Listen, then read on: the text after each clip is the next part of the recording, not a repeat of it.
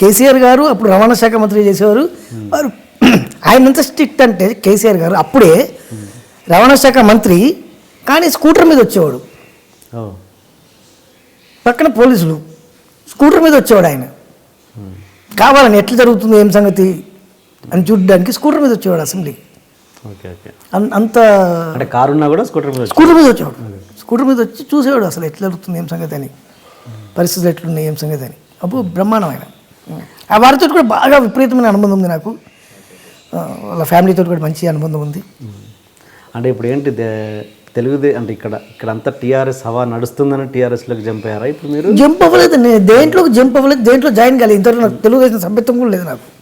But అయినా టీఆర్ఎస్కి support ఎక్కువ మీరు ఇప్పుడు టీఆర్ఎస్లో తిరుగుతున్నారు కదా? టీఆర్ఎస్లో తిరగట్లేదండి, ఏ దాంట్లో తిరగను. నన్ను ఎవరు పిలుస్తూ వాడి దగ్గరికి వెళ్ళి కనబడి వాడితో మాట్లాడి ఆ ప్రోగ్రామ్ అటెండ్ చేసి వస్తా. Okay okay. బట్ మీకు ఇప్పుడు స్వచ్ఛ భారత్ బ్రాండ్ అంబాసిడర్ అండి ఇక్కడ మీర్పేట్ కాపురా మొత్తానికి నేను. Okay okay. సత్సంబంధాలు ఉన్నాయి మాత్రం టీఆర్ఎస్ లీడర్స్ తోటే ఎక్కువగా ఉన్నాయి ఇప్పుడు. టీఆర్ఎస్ లీడర్స్ తోటి ఉన్నాయి, తెలుగుదేశం లీడర్స్ తోటి ఉన్నాయి, దానం నాగేంద్ర తోటి ఉంది, ఉత్తమ్ కుమార్ రెడ్డి గారితో ఉంది, అందరితో ఉన్నాయండి. నారాయణ గారు మంత్రి గారు, నారాయణ గారు సిపిఎం నారాయణ గారితో ఉన్నాయి, అందరితో ఉన్నాయి. నేను ఒక డప్పు కొట్టేటోను సార్. మీ ప్రోగ్రామ్ అంటే మీకు వచ్చి డప్పు కొడతా, పలానా వాళ్ళ ప్రోగ్రామ్ ఉందంటే పలానా వాళ్ళకి వెళ్ళి డప్పు కొడతా, అంతవరకే. డబ్బులు ఇస్తే ఎక్కడైనా చేస్తారు అంతే, 100% అంతే, పక్కా.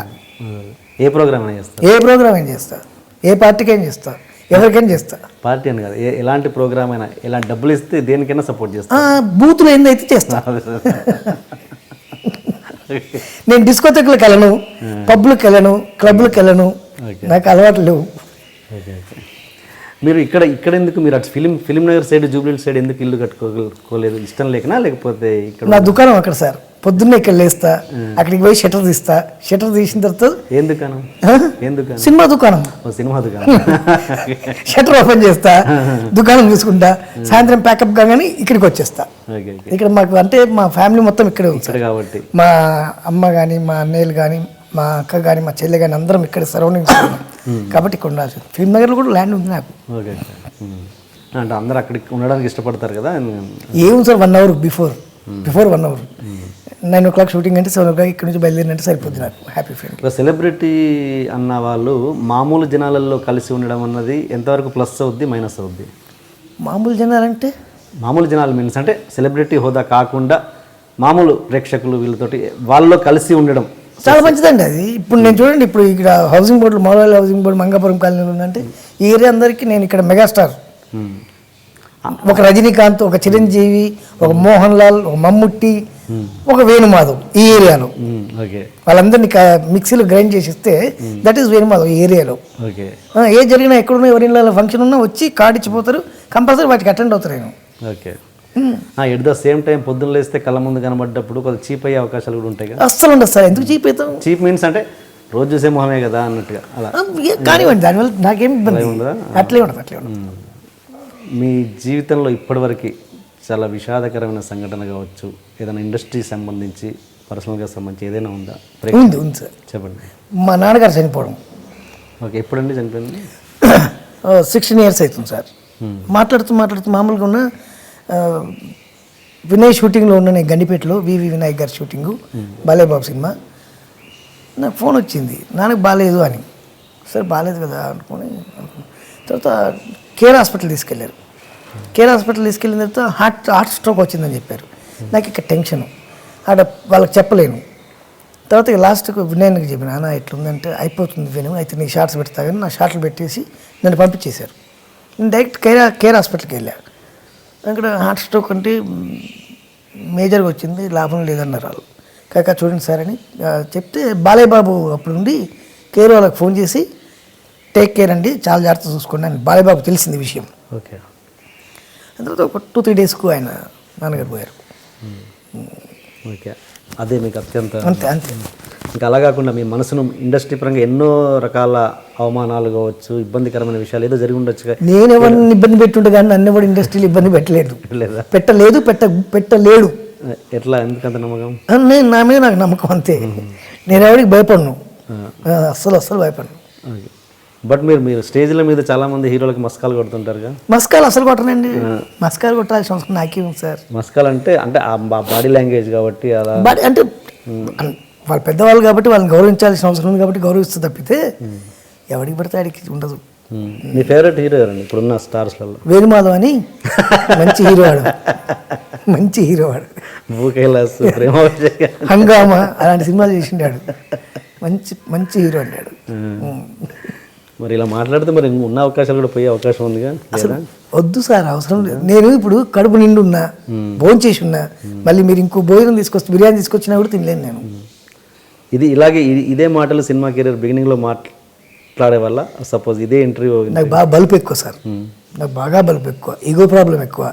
నేను ఎవరిని అంటే నన్ను ఎవడు భయపెట్టియలేడు, నన్ను ఎవడు భయపెట్టియలేడు, ఎవరైనా సరే నన్ను భయపెట్టియలేడు అంతే. నేను అనేది ఇదే ఇంటర్వ్యూ, సపోజ్ ఇదే ఇంటర్వ్యూ కావచ్చు, ఈ మాటలు సినిమా కెరీర్ బిగినింగ్లో కూడా మాట్లాడగలిగే ఎప్పుడండి ఎప్పుడు ఓకే ఓకే సక్సెస్ అంటే ఇప్పుడు కడుపు నిండి ఉన్నారు కదా, నిండకపోయే ముందు కూడా ఇలాగే మాట్లాడేవాళ్ళు. అప్పుడు నిండకపోయింది sir. I'm complete me BCom. నేను ఎక్కడ అకౌంట్స్ రాసుకున్నా నాకు డబ్బులు వచ్చేస్తాయి. ఇప్పుడు మళ్ళీ పోయి టీటీఎల్లో జాయిన్ అయినా మళ్ళీ నాకు డబ్బులు ఇస్తారు, అంతకంటే ఎక్కువ ఇస్తారు. 800 కాదు కదా, ఇప్పుడు ఎక్కువనే ఇస్తారు. నెక్స్ట్ ఎలక్షన్ నిలబడే ఆలోచన అసలు లేదు సార్. పాలిటిక్స్ నేను పొలిటీషియన్స్ తోటి పనులు తీసుకుంటే తప్ప నేను పొలిటికల్గా రాను. పొలిటికల్గా వచ్చింది అనుకోండి, నేను ఒక్క కాన్స్టిట్యున్సీకి, ఒక్క నియోజకవర్గానికి ప్రాతినిధ్యం వహించాల్సి వస్తుంది, వాళ్ళ బాధ్యతలు తీసుకోవాల్సి వస్తుంది. ఇలా ఉండడం వల్ల ఎనీ నియోజకవర్గం నుంచి ఎవరు వచ్చినా ఏ పనైనా మినిస్టర్ దగ్గరకో ఎమ్మెల్యే దగ్గరకో డైరెక్ట్ పోయి మాట్లాడి, సార్ ఇది జెన్యూన్ అయితేనే చేయండి, లేదంటే వద్దని చెప్తా. ఐ మీన్ మీ భాషలో చెప్పి పైరవీలు చేస్తా, పైరవీలు చేస్తాను నేను పక్క. డబ్బులు తీసుకుని నాకు అవసరం ఉంది సార్ డబ్బులు. ఈ మధ్య మీరు చిరంజీవి గారి 150 సినిమా ఖైదీ నంబర్ 150 దాని గురించి అది హిట్ కావాలని మీరు తిరుపతిలో గుండు కొట్టించుకున్నారంట, నిజమేనా? ఖైదీ నంబర్ 150 ప్లస్ బాలకృష్ణ గారు 100 సినిమా కోసం. ఇది ఎన్నడూ చేయని వేణుమాధవ్ గారు ఎందుకు అలా చేశారు ఇప్పుడు కొత్తగా? నాకు వాళ్ళిద్దరు బాగా ఇష్టం అండి, వాళ్ళిద్దరు బాగా ఇష్టం. అందులో వివి వినాయక్ అక్కడ డైరెక్టరు, ఇక్కడ క్రిష్ డైరెక్టరు, వాళ్ళు నాకు మంచి మిత్రులు. బాలయ్య బాబు తోటి అంటే ఎన్ రామారావు గారితో ఉన్నటువంటి అనుబంధం, అలాగే చిరంజీవి గారితో నేను చేసినటువంటి సినిమాలు. వివి వినాయక్ అని నాకు లైఫ్, అద్భుతమైన లైఫ్ ఇచ్చిండు దిల్ సినిమాతోటి. నా రేంజ్ పెరగడానికి వన్ ఆఫ్ ది కారకుడు వినయ్ అన్న, అలాగే రాజమౌళి గారు, వీళ్ళందరూ. కాబట్టి అన్ని సినిమాలు హిట్ కావాలని కోరుకుంటా ఖచ్చితంగా. అంతే గ్యాప్ వచ్చింది కాబట్టి మళ్ళీ లేదు మసిపూసి మారేడుగా చేయడం, లేకుంటే వాళ్ళకి బిస్కెట్ వేయడం లేదు. ఇంకొకటి మీకు విచిత్రమైన విషయం చెప్తా, చిరంజీవి గారు 150 సినిమాలు నేను లేను, బాలయ్య బాబు గారు 100 సినిమాలో లేరు కాబట్టి లేనన్న విషయం నాకు తెలుసు, నాకు తెలుసు అండి, క్లియర్ తెలుసు. ఎందుకంటే 150 సినిమాలో రామ్ చరణ్ దగ్గర నుంచి మొదలు పెడితే అల్లు అర్జున్ దగ్గర నుంచి మొదలు పెడితే ప్రతి ఒక్కరు చేయడానికి రెడీగా ఉన్నారు. అక్కడ చిన్న కామెడీ వేషమే కావచ్చు, బిట్టు వేషం కావచ్చు, బ్యాక్గ్రౌండ్ తిరిగే వేషమైనా కావచ్చు, రెడీగా ఉన్నారు. వాళ్ళందరూ రెడీగా ఉన్నారు. నాలాంటి ఉండడానికి రెడీగా ఉండడానికి కారణం ఏం లేదు, ప్రాబ్లం ఏం లేదు. నాకు రాకుండా నాకు సంతోషమే, వస్తే హ్యాపీ, రాకుంటే పర్లేదు. అదే మీరు ఇప్పుడు హీరోలతోటి, ఇప్పుడు మామూలుగా స్టార్స్ తోటి, ఇప్పుడు ఈ కమెడియన్స్ వాళ్ళ మధ్య రిలేషన్ ఎలా ఉంటుంది? మీరున్నప్పుడు ఎలా ఉండేది, ఇప్పుడు ఎలా ఉంటుంది? ఇప్పుడు ఒకేలా ఉంటుందండి. హీరోస్ అందరూ కూడా బ్రహ్మాండంగా ఉంటారు అందరితో, కమెడియన్స్ తోటి. ఇంకోటి వాళ్ళు మాట్లాడుతూ ఉంటారు హీరోస్, ఎందుకంటే ఏదైనా దొరుకుతుంది కదా, వీడి దగ్గర ఏం మ్యాటర్ ఉంది, ఏం మెటీరియల్ ఉంది అనేది ట్రై చేస్తారు వాళ్ళు. ఆ మధ్య ఒక హీరో మిమ్మల్ని కాలు మీద కాలు వేసుకున్నారని చెప్పేసి వార్నింగ్ లాంటిది ఇచ్చారా ఏంటి? వార్నింగ్ ఒక సినిమా షూటింగ్కి వెళ్ళానండి. సినిమా షూటింగ్ వెళ్తే అక్కడ పెద్ద హీరో గారు ఉండి, ఏమైనా నువ్వు కాలు మీద కాలేస్తావట కదా అన్నాడు. ఏంటండి అన్న, నువ్వు కాలు మీద కాలేస్తావట కదా అన్నాడు. ఏరా కొడుకు చెప్పిండు ఆ విషయం అన్న. నేను ప్రూఫ్ చేస్తే అన్నాడు. చేయండి సార్ అన్న. ఎవరికి ఫోన్ చేయాలో చెప్పని ఫోన్ చేస్తున్నా ఆయన. చేస్తుంటే ఏమని చెప్పిండు క్లారిటీ చెప్పండి సార్ అన్న. నువ్వు కాలు మీద కాలేస్తావట కదా. నేను ఎవరి కాలు మీద కాలేను సార్, నా కాలు మీద నా కాలు వేసుకుంటా. అది తప్పేంటండి, ఎవరి కాలు మీద నేను కాలేస్తే తప్పు, కానీ నా కాలు మీద నేను కాలేసుకుంటే తప్పేంటన్న. 2 minutes అంటే ఆయన అట్లా ఉండిపోయిండు కొద్దిసేపు. నువ్వు మాట్లాడేది కరెక్ట్ కాదయ్యా అని. అవును సార్, నా కాలు మీద నేను కాలేసుకుంటా, నేను ఎదుటోడి కాలు మీద కాలేస్తే తప్పు మాట, నా కాలు మీద నేను కాలేసుకుంటే తప్పేంటి సార్ అన్న. అండ్ ఒక 2 నిమిషాలు మాట్లాడకుండా నీ ఇష్టం కానీ అని అంతే, ఏం మాట్లాడలే ఆయన. తర్వాత ఆయన సినిమాలో నటించారా? చేసి నాకు ఇది ఒక అలవాటు అండి, బ్యాడ్ హ్యాబిట్. నా ఒక్కడికే కాదు, మా పిల్లల దగ్గర నుంచి, మా నాన్నగారి దగ్గర నుంచి, మా అందరికీ ఇది అలవాటు, బ్యాడ్ హ్యాబిట్ ఇది. అండ్ బ్యాడ్ హ్యాబిట్ అంటే మన కాలం తీసుకుని తప్పేం సార్ అది. బ్యాడ్ హ్యాబిట్ ఏమి ఉండలేదు. తెలుగులో ఆలోచిస్తారు, నార్త్లో ఆలోచించట్లేదు, అసలు ఆలోచించరు. వాడు ఇంకా ఎదురుకి ఇంకో చైర్ వేసుకుని దాని మీద పెట్టుకుంటా కాదు. అదే ఓకే అండి. ఇప్పుడు మామూలుగా అప్పటి కమెడియన్ మీ అప్పుడంటే మీరు ఇప్పటి వాళ్ళే, అప్పటి వాళ్ళని కాదు కానీ కొంచెం మీ టైంలో అప్పటికి ఒక 5-6 సంవత్సరాల కింద కమెడియన్స్కి ఇప్పటి కమెడియన్స్కి ఇప్పటి కామెడీ ఎలా ఉంది, ఇప్పటి కమెడియన్స్ ఎలా ఉన్నారు? కమెడియన్స్ పెరిగారండి, కమెడియన్స్ బాగా పెరిగారు కానీ అయితే ఎక్కువ అవ్వడం వల్ల ఏంటంటే ఇప్పుడు వేణుమాధవ్ ₹1 ఇస్తే పెట్టుకోవాలి సినిమాలో, ₹1 ఇస్తే, కాబట్టి నీకు పావలా ఇస్తా అంటే వాడు ఓకే అంటుండు. అట్లా ఉంటుంది తప్పితే టైమింగ్ అనేది చాలా ఇంపార్టెంట్ సార్. కొంతమందికి అద్భుతమైన టైమింగ్ ఉంది, కొంతమందికి అసలు టైమింగ్ లేదు, అది విషయం. కానీ వేణుమాధవ్ గారి విషయంలో భలే టైమింగ్ ఉంది కానీ టైం సెన్స్ లేదన్నది ఒకటి. టైం సెన్స్ అంటే ఏముంది సార్, ఇక్కడ మౌలాలి హౌసింగ్ బోర్డు, అక్కడ ఫిలిం నగరు, కాబట్టి డైరెక్ట్ ముందే చెప్తా, అగ్రిమెంట్ చేసుకునేప్పుడే చెప్తా 9 లోపు రావడం కష్టం అయింది, నాకు ట్రాఫిక్లో ఇబ్బంది అవుతుందని చెప్తా. అలా యాక్సెప్ట్ చేస్తారు, యాక్సెప్ట్ చేసిన సినిమాలు చేసిన, అంతే, ఇబ్బంది ఏం లేదు సార్. పెద్ద హీరోలను కూడా వెయిట్ చేయించారంటే అస్సలు లేదు సార్. పరివారే అంటే పెద్ద హీరోలు వెయిట్ చేసిన మాట వాస్తవం. ఎట్లా అంటే ఇక్కడ ఈ హీరోతో చేసి ఈ హీరో వదిలిపెడితే మళ్ళీ ఆ హీరో దగ్గరికి వెళ్ళాలి, ఈలోపు ఈ గ్యాప్ ఉంటుంది కదా సార్. అట్లా వెయిట్ చేసిందేమో కానీ నేను కావాలని వెయిట్ చేయించి అట్లా వెళ్ళాలి అట్లా లేదు సార్, అట్లా ఏం లేదు. అందరు హీరోలు నాకు బాగా మంచి మిత్రులే, నన్ను ప్రేమించేవాళ్ళే. ఇప్పుడు ఈ రాష్ట్ర విభజన అవ్వడం వల్ల మీకు ఏమైనా ఆ విధంగా ఏదైనా ఎఫెక్ట్ వచ్చిందా? అదేం లేదు, దానికి దీనికి సంబంధమే లేదు, అంత బ్రహ్మాండంగా.